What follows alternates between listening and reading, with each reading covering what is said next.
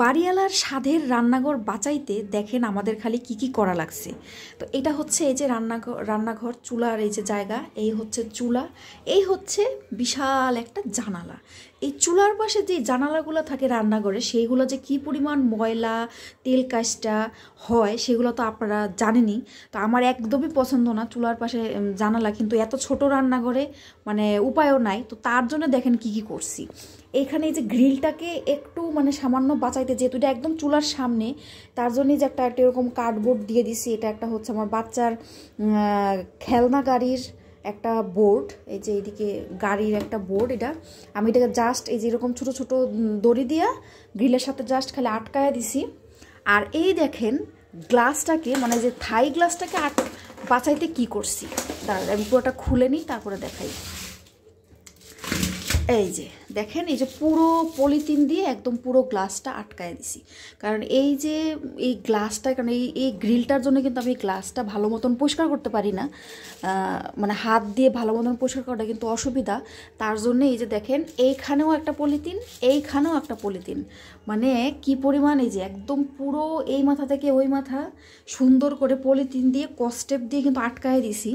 তো এই পলিথিনটা ময়লা যখন হয়ে যাবে তখন এটা খুলে আবার লাগাই দেবো। তো এটা ময়লা হয়তো অনেক দিন টাইম লাগে। তো এই হচ্ছে গ্লাসের প্রোটেকশন দিছি। আবার এই যে নিচের এই যে জায়গাটা, ঠিক আছে, এটার এই একদম ঢাইকা দিছি এই কার্ডবোর্ড দিয়েই, বুঝছেন? এই যে একদম পুরোটা দেখেন, একদম এই মাথা থেকে ওই মাথা পর্যন্ত, আর এই জায়গাগুলো ছোট ছোট এরকম কাট করে একটু ঢুকায় দিছি যাতে একদম পুরোটা সুন্দর একদম লাগে থাকে। তো এই জায়গাটাও কিন্তু আর অত ময়লা হবে না।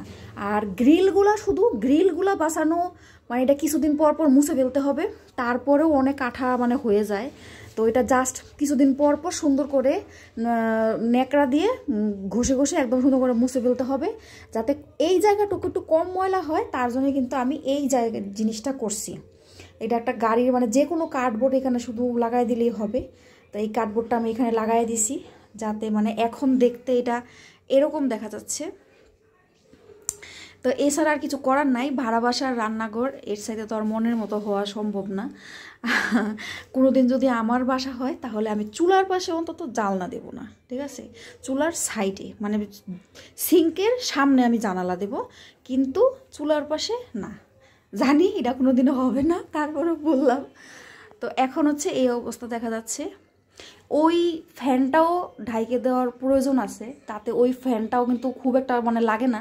ওই ফ্যানটাও যদি এরকম পলিথিন দিয়ে কভার করে দেওয়া যায় তাহলে খুব ভালো হবে, তাহলে আরও প্রোটেকশন। ওই ফ্যানটা একদম নতুনই থাকবে আর পরিষ্কার আর করা লাগবে না। যখন আমরা এই বাসাটা ছাড়বো তখন বাড়িওয়ালা বলবে যে আহ কি সুন্দর পরিষ্কার। এই হচ্ছে। তো সবাইকে টাটা। আপনারাও এরকম অবস্থায় ভুগতে থাকলে আপনারা কিন্তু এরকম প্রোটেকশন নিতে পারেন। আমি একবার চাইছিলাম এই পুরো জানলাটাই একদম ঢাইকে দিই, কিন্তু তাতে তো আর হবে না, বাইরের আলো আসবে না। ঠিক আছে, সবাইকে টাটা।